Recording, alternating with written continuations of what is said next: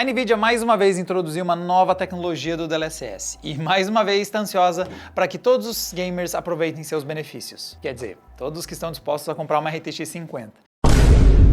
O gerador de múltiplos frames do DLSS 4 está limitado às RTX 50, por conta do... Como é que é o nome daquele negócio mesmo? É porque o DLSS Multiframe Generation aproveita a medição de inversão de hardware aprimorada das RTX 50. Eu não estou descartando a possibilidade que eu seja burro. A gente teve um papo com o Zibert lá na CES, e lá a gente ficou um pouquinho menos burro sobre esse assunto. Com tantos frames sendo gerados por IA e que precisam ser exibidos em tempos corretos, fazendo a troca de um quadro por outro, a NVIDIA incluiu um novo componente de hardware para dar conta desse recado. E é aí que entra a medição de inversão de hardware aprimorada das RTX 50. Além dele, o suporte a funções INT4 aceleradas por hardware também são uma parte importante dessa implementação inicial do multiframe do DLSS 4. Pode aparecer no futuro algo compatível com as outras gerações RTX, sem precisar de nada disso? Pode, mas a NVIDIA ainda não garantiu isso. Mas se ao invés de nós comprarmos esse multiframe da NVIDIA, que só vem com as placas novas, e se a gente meter o famoso já tem multiframe lá em casa?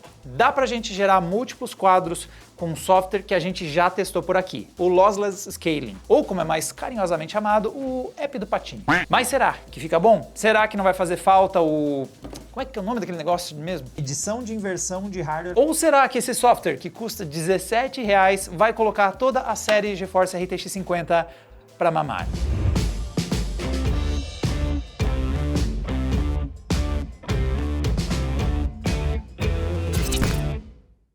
Bom, mas se você não quer depender desse software e está querendo ter o recurso do multiframe via hardware certinho com a NVIDIA, já começou a venda da série RTX 50. E para encontrar os melhores preços, não tem erro. Nós temos os nossos grupos de ofertas, os links estão na descrição e também no QR Code aí que está na tela, e a gente vai aí pelas interwebs procurando os melhores preços e mandando para o seu celular. Então, se aparecer eventualmente uma RTX 50 baratinha, a gente avisa vocês. Mas vamos lá, como nós vamos testar esse rolê? Nós vamos colocar o DLSS e o patinho para correr. Também vamos incluir alguns testes com o FSR3, já que a gente está por aqui. E para isso, vamos usar um game compatível tanto com o gerador de quadros do DLSS, quanto o Lossless Scaling, e também dá para brincar um pouquinho com o FSR3. E aqui temos a segunda, na verdade, vantagem para o patinho. A primeira, para quem se distraiu ao longo do vídeo, é que você não precisa comprar uma placa de vídeo nova para usar o Lossless Scaling. Ele roda a partir de uma GTX 1060 ou uma RX 580. E isso são os requisitos recomendados. A desenvolvedora diz que até o Intel HD Graphics está valendo para você usar. Então, com isso, nós temos o primeiro ponto em favor do Lossless Scaling. A segunda vantagem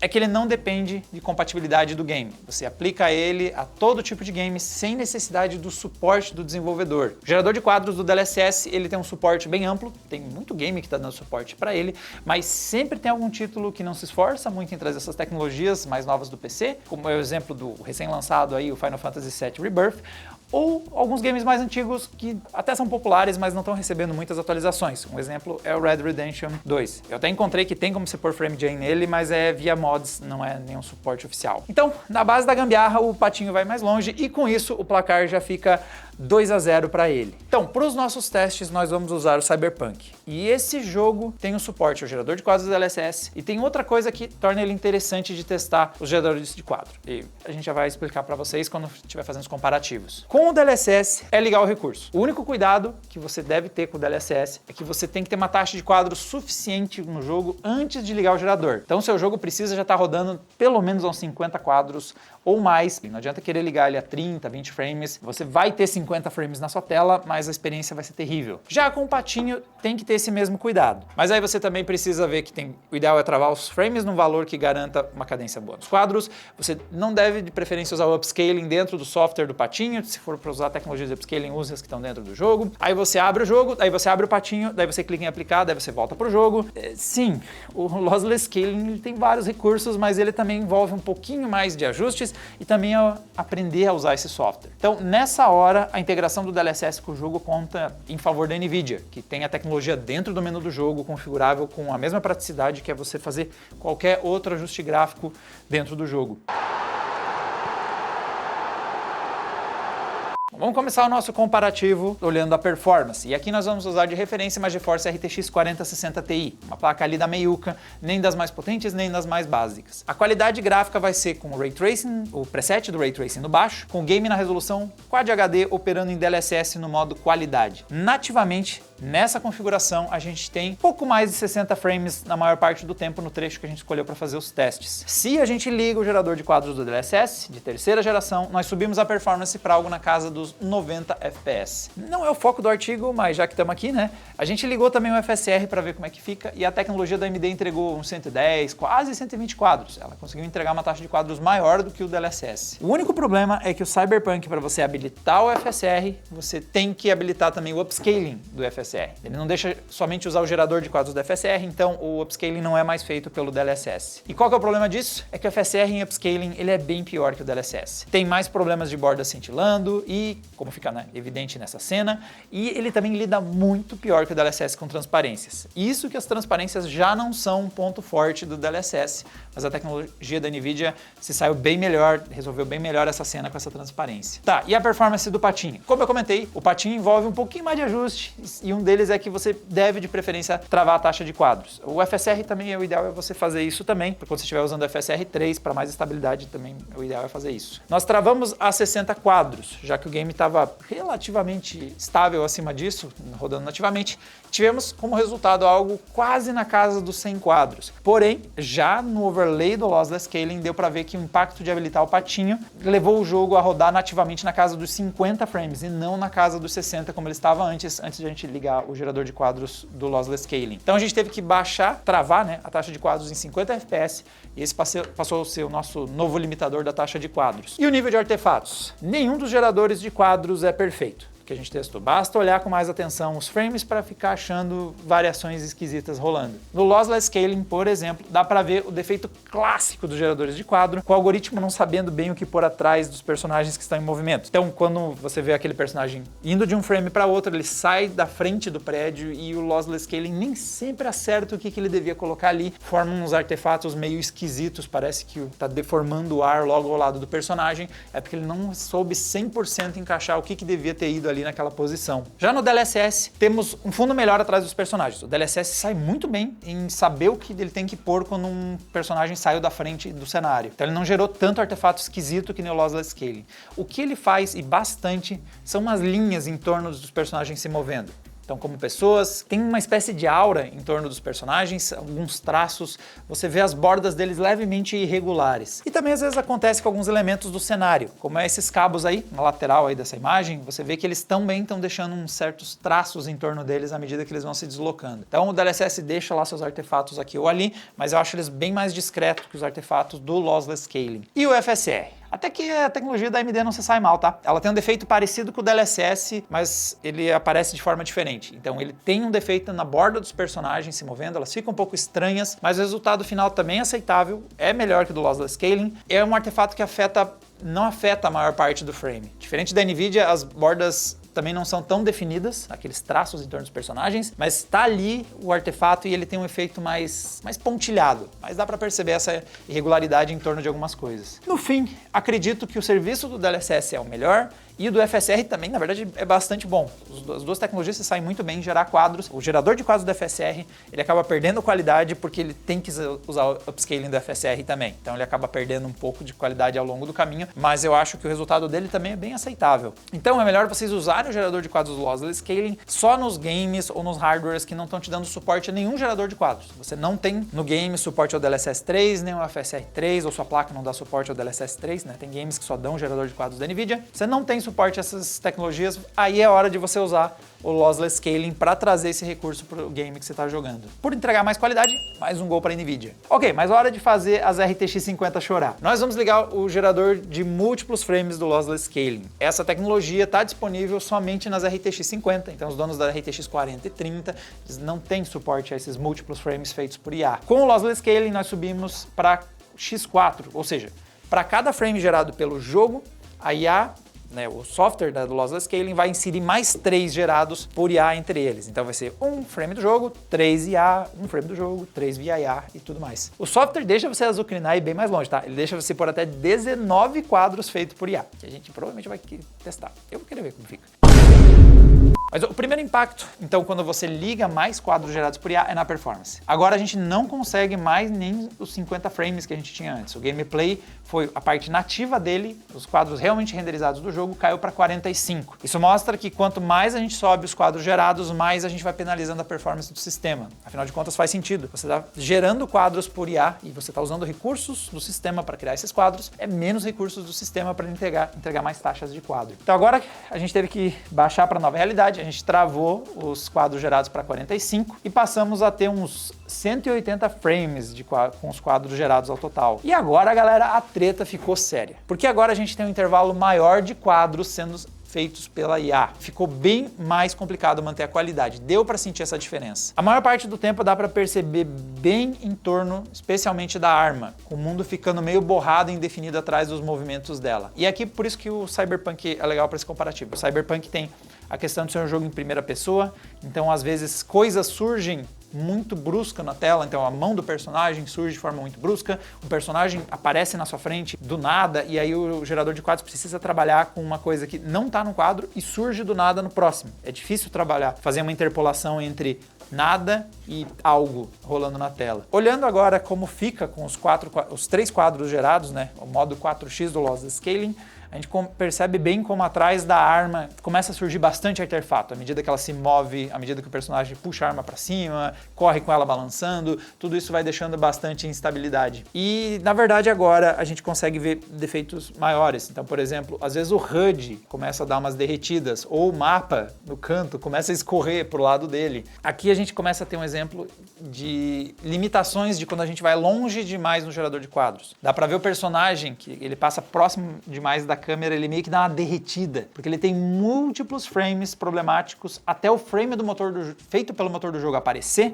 e corrigir a imagem. Então você tem um intervalo maior da IA tentando lidar com esse cenário, que é um dos mais difíceis para ela, e não conseguindo entregar 100% o resultado que deveria, para do nada o personagem ganhar uma forma definida, que é porque a gente sabe que isso é frame do jogo mesmo, não é gerado por IA. Mas agora falando um pouco da experiência de jogar com ele assim, em movimento eu noto, porque eu sei o que eu tenho que olhar. Como eu já estou testando geradores de quadro há 2 gerações, né, desde a série 40 a gente já tem testado elas e agora está vindo uma nova geração, eu meio que sei quais são os pontos que o gerador de quadros vai ter mais dificuldade. Ele vai ter dificuldade em bordas de objetos se movendo muito rápido, em coisas que surgem do nada de um frame para o outro.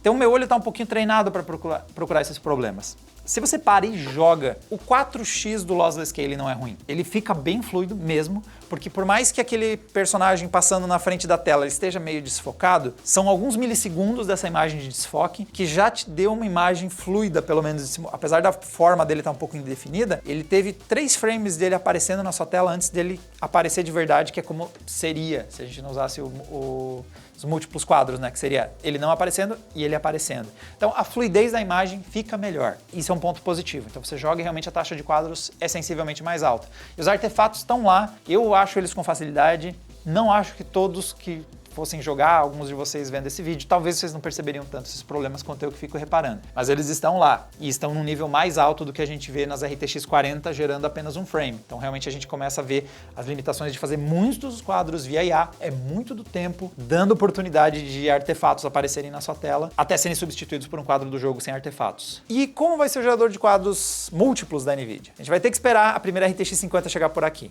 Na verdade o roteiro está desatualizado. Enquanto eu gravava esse vídeo, chegou a primeira 5090. Então ela tá aqui. A gente está testando. Então, em breve, a gente vai ter um vídeo comentando o gerador de múltiplos quadros da NVIDIA, mas enquanto tá rolando isso aí, provavelmente a gente até já vai ter feito a análise. Quando sair esse vídeo, já saiu o vídeo da análise da série 50, que a gente vai correr, mas mais para frente a gente vai falar especificamente sobre os múltiplos frames gerados via DLSS, em um vídeo no futuro. Então, Jensen tem uma oportunidade de fazer mais uns golzinhos aí, quem sabe entregando um gerador de múltiplos quadros, que entrega também mais qualidade, assim como o gerador de apenas um quadro já estava dando vantagem para a NVIDIA. Mas faltou a gente discutir uma coisinha aqui, que é a a latência. Para esse teste, nós vamos baixar a qualidade gráfica de todo o game para garantir que a gente tenha 60 frames no Lossless Scaling ligado e travar estável nesse valor. A gente testou um modo gerando 1 e a gente também colocou aquele modo que gera 3 quadros, ou seja, os modos 2x e 4x Lossless Scaling. Na NVIDIA a gente vai testar com o game com quadros destravados, porque a tecnologia da NVIDIA disponibiliza isso, e a gente tem em torno de 71 frames, mais ou menos, nesse cenário de quadros nativos, sem o gerador de quadros. Lembra que o DLSS 3 da NVIDIA também derruba um pouquinho a performance, então ele deve estar ali mais ou menos na casa de uns 60 quadros nativos também. E quando a gente liga o gerador de quadros, ele vai para casa de uns 100 frames. Então ele deve estar ali mais ou menos na taxa parecida. A NVIDIA, nesse comparativo, fica com uma vantagem clara. Ele consegue levar apenas 27 milissegundos para mostrar na tela o comando do clique que a gente faz para dar o tiro. Quando a gente faz o mesmo no Lossless Scaling, mesmo no modo de gerar apenas um quadro por IA, ele sobe a latência mais que isso. Ele leva 43 milissegundos, algo que ainda é dentro do aceitável, é uma latência que ainda não é excessivamente alta. E o modo X4 aumentou mais a latência, mas até que não aumentou tanto assim. Nós passamos a ter 48 milissegundos entre você clicar e ver aparecer na tela o tiro. Lembra que isso, galera, inclui várias latências que não são somente da produção do quadro. Vocês podem fazer as contas, se está a 100 frames não era para levar 20, 30 milissegundos para aparecer, mas nós temos latências de comando, latências de processamento do quadro, que envolve outras latências, e até a exibição da tela. Nós estávamos com uma tela OLED de 120 Hz, mas até a tela tem ali os seus milissegundos para exibir novas informações. Então a gente está falando entre clicou no mouse e a gente vê o comando acontecer, são a latência total do sistema para o nosso gameplay aqui. Todos esses valores, eles são aceitáveis, até mesmo os 48 milissegundos não está tão ruim, mas não é exatamente o que a gente está procurando para quem quer jogar um game competitivo, que você quer puxar a responsividade para o nível mais alto possível. Com isso, o DLSS marca mais um gol. E na realidade ele acaba ficando na vantagem aqui no nosso placar. Apesar que eu acho que muitos de vocês já tinham escolhido o seu vencedor quando a gente disse que uma das opções envolve comprar uma placa de vídeo nova e a outra não. Então talvez para vocês esse primeiro gol já valia 10 pontos e a NVIDIA só está aos poucos tentando reduzir essa desvantagem. DJ Tenebroso! Bom, galera, aí está o comparativo. O Lossless Scaling ele é uma boa alternativa para os games que não dão suporte para gerador de quadros para o seu hardware ou mesmo para hardware nenhum. Alguns games realmente não têm essa tecnologia nem para DLSS, nem para AMD Radeon. Então, ele é um jeito de você ter um gerador de quadros, mas ele ainda assim, ele deve ser usado apenas nessa situação. O FSR e o DLSS conseguem usar informações do motor do jogo e são muito mais bem integrados, então eles entregam resultados melhores. É por isso que o Lossless Scaling, o mapa borra às vezes quando está sendo gerado quadro, é porque o Lossless Scaling não tem nem informação do que é HUD na tela, ele não tem essas informações do jogo, enquanto que o DLSS e o FSR eles podem trabalhar com o que é mapa, o que é HUD na sua tela e pode evitar que esses problemas de artefatos aconteçam na sua tela.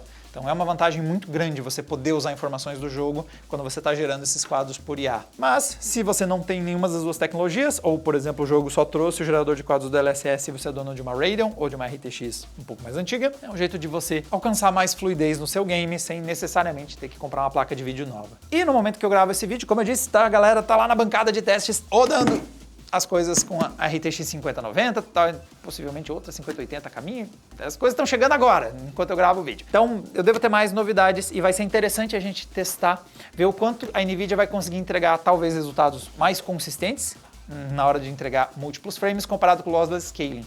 Lembrando que, segundo a NVIDIA, o gerador de quadros do DLSS 4 ele não vai aumentar a latência nem perder performance. Lembra que o Lossless Scaling ele ia derrubando um pouco mais a taxa de quadros e aumentando a latência na medida que a gente gerava mais quadros. Segundo a NVIDIA, o novo hardware que está na série 50, com a capacidade de acelerar instruções INT4, aquele negócio que eu sempre esqueço o nome, edição de inversão de hardware aprimorada. Ele também é para dar uma ajudinha aqui. E o resultado é que onde a NVIDIA gerava um quadro por IA, eles dizem que eles conseguem fazer 3 e a performance não vai mudar. Então a gente vai testar esse rolê, ver se o Zibert estava falando verdade para nós lá em Las Vegas e mostrar para vocês as nossas impressões com a geração de múltiplos frames via o DLSS 4. Será que então realmente esse hardware novo vai fazer milagre? A gente vai descobrir em breve. Mas para fechar, é óbvio que a gente vai fazer isso. Vamos lá pegar o Lossless Scaling e ligar o modo 20x. E vamos lá, Cyberpunk, o gerador de quadros aqui, o 3, vamos travar nossa taxa de quadros para um valor fixo aí, vamos pôr aí na casa de uns 60, tá bom? Configurar para ficar, garantir que a gente tenha 60 quadros. E vou colocar aqui, você tem a opção do 2, 3 e 4, tem o Custom, e o Custom deixa você pôr 99 quadros! Não, mentira, ele reduz para 20. Mas tá, vamos fazer 20 quadros via gerador de quadros. Aplicar o redimensionamento, pular aqui pro nosso game. Cara, eu acho que ele tá funcionando porque o meu mouse tá com uma latência... Ah, não, tá em tela cheia. Outro cuidado, o Lossless Scaling precisa ser aplicado em modo janela, nem que seja janela sem borda. Aí, agora sim, olha só, a gente tem 60 frames e com o nosso multiplicador a gente está indo até 360 quadros, que deve ser o teto do... Olha o que está acontecendo com o menu. A interpolação do Lossless Scaling está criando uns rolês esquisitos aqui. Vamos dar um continuar. Mano, todo o HUD, tá, ele tá fazendo para reaparecer. Tá, ok, o jogo tá aqui. Não tá pegando 60 quadros, então deixa eu baixar um pouquinho a qualidade gráfica pra gente ter 60 quadros.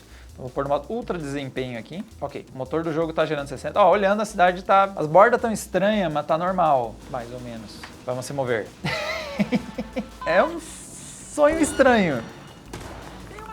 Você consumiu alguma coisa. Cara, eu tenho muito mais jogo do que... Eu tenho muito mais IA do que jogo já, quando eu tenho tantos frames assim. Mas eu gosto que o software deixou eu fazer isso. Por mais que, obviamente, o desenvolvedor do Lossless Scaling sabe que você não devia estar fazendo isso. Tipo, olha só, vou guardar a arma. E vou puxá-la de novo. Ah, pô, veio bem, ó. Ó, só dando, só tirando... Então, vocês percebem que eu tô fazendo uma quantidade de quadros totalmente absurda. Nossa, esse giro aqui que eu dou às vezes, eu fico até confuso sobre o que aparece na minha tela. Mas percebem que eu tô conseguindo acertar as balinhas? Porque por incrível que pareça, a latência não tá ridícula. Ela não tá boa. Mas ela não tá ridícula. Eu fiz uma configuração ridícula e o gameplay não tá... Quer dizer, visualmente tá ridículo, mas nos controles não tão ridículos, a latência não tá. Vamos fazer o seguinte, vezes 20, o teto parece ser 360. Então, 360 dividido por 20 vai dar tipo uns 18. Então vamos travar em 18 frames. Por quê? Porque eu quero que dos 360 frames que a gente esteja vendo, a maior parte deles seja IA e pouquíssimos sejam do motor do jogo. Uou, a minha latência tá na casa do caramba agora. Gente do céu. Quer ver? Eu vou clicar e pra dar o tiro. Tem uns 2 segundos de latência agora os comandos. Nossa! Tô muito curioso para ver o que acontece se eu usar um medicamento que faz a tela toda piscar. Foi melhor do que eu tinha em mente. Ah, bom, galera, é isso aí. Isso que acontece quando você se passa com o Lossless Scaling. 20 frames não dá, mas quando tava em 4 frames, para minha surpresa, dava.